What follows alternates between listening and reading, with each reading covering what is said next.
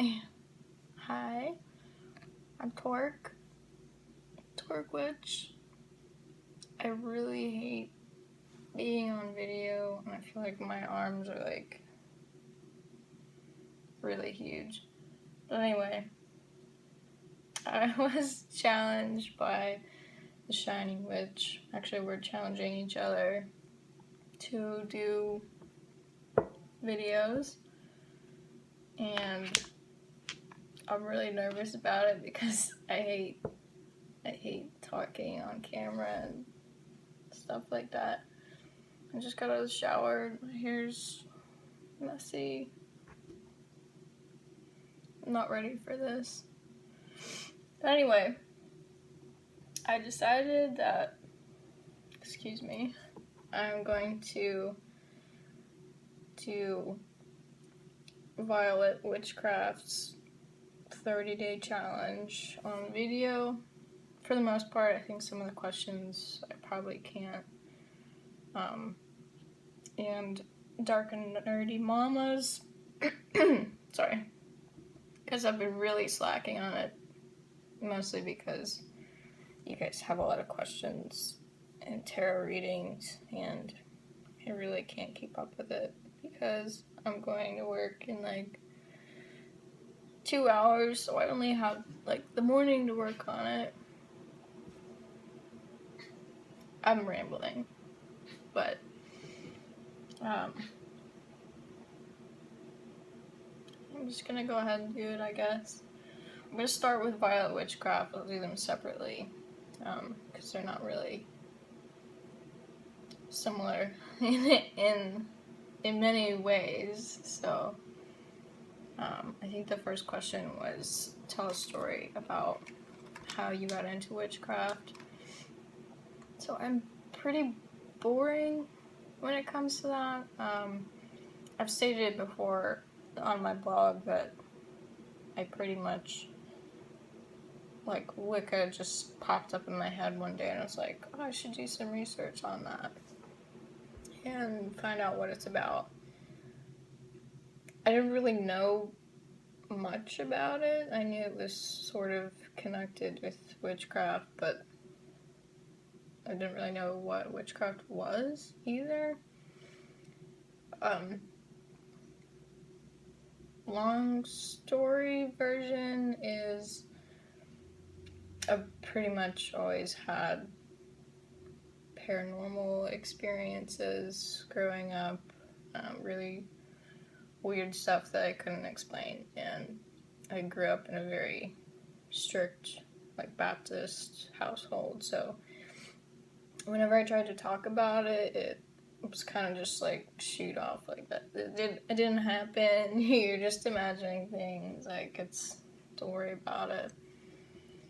And I don't think that, like, I don't mean that if you have a bunch of paranormal experiences that you should automatically assume, oh, it means I'm a witch. Like, no, it doesn't. Everybody experiences them. And some people will experience them and they just kind of forget about it and ignore it because they don't want to deal with it. AKA my mom. Like, she's told me she's had paranormal experiences, and so has my dad, but they don't like talking about it. So anyway, one thing that's really, I guess, was hard for me to understand, like, when I was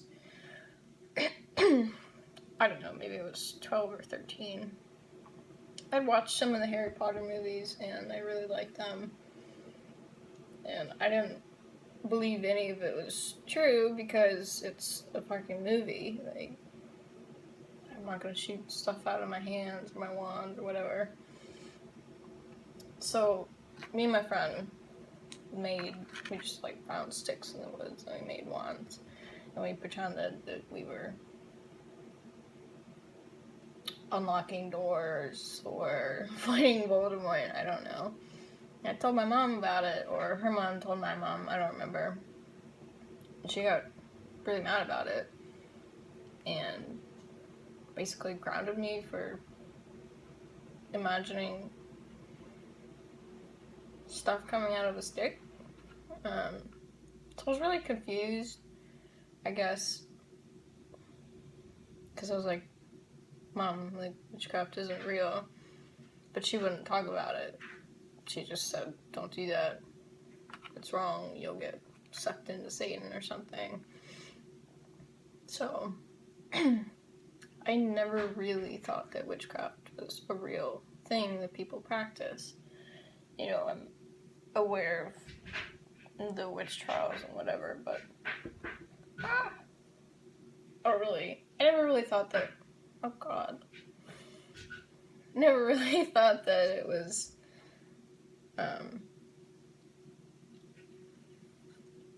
because of real witchcraft. I just sort of thought that people were scared about something they didn't understand. And that's sort of how I felt growing up. I didn't really, I was scared because of what was happening to me personally, and I couldn't tell anybody. And the other side of that is, I didn't really, since nobody said anything like things were real, I kind of started to doubt myself a lot, and I kind of just assumed that I was crazy or something, you know.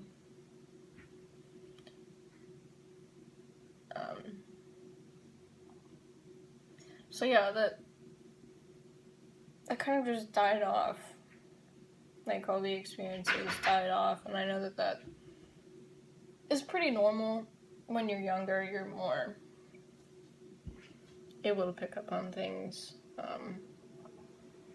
And then you have to deal with real life, and you don't really pay attention to it anymore or try to focus on it because you have more important things to do. So, I don't know where I'm going with this, but basically, my whole Christian upbringing was very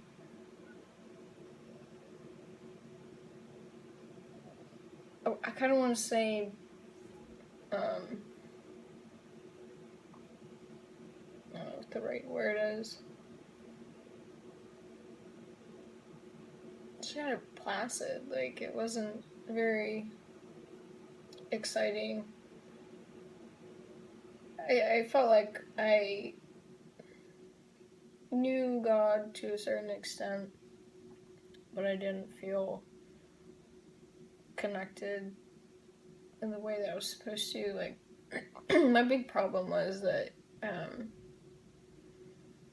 in Bible studies and in church, we talk a lot about having a personal relationship with God. And that, I think, was what I was trying to accomplish. Which is great, I think that's what you're supposed to do. But I didn't enjoy going to church or, sharing my personal faith with other people. Because to an extent, my personal relationship with God was always wrong,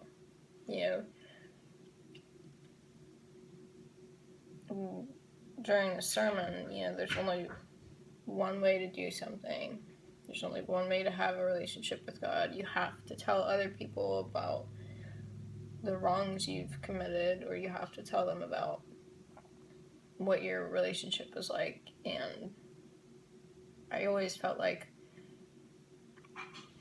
I couldn't, because I didn't view my relationship with God the same way that other people did. So I just felt really alone, and I guess I didn't really feel like I fit in anywhere. And we changed churches multiple times. I think my favorite one was the Episcopalian church that we used to go to, but ironically, we left because we got a new pastor, and she was a woman, I'm pretty sure she was also a lesbian, and my parents had a huge problem with that. I didn't. I thought she sounded exactly like the last pastor, so it was a big deal. I didn't really understand it until later because I was still young, but I was really sad to leave there. And I think they're more, I guess, community-oriented.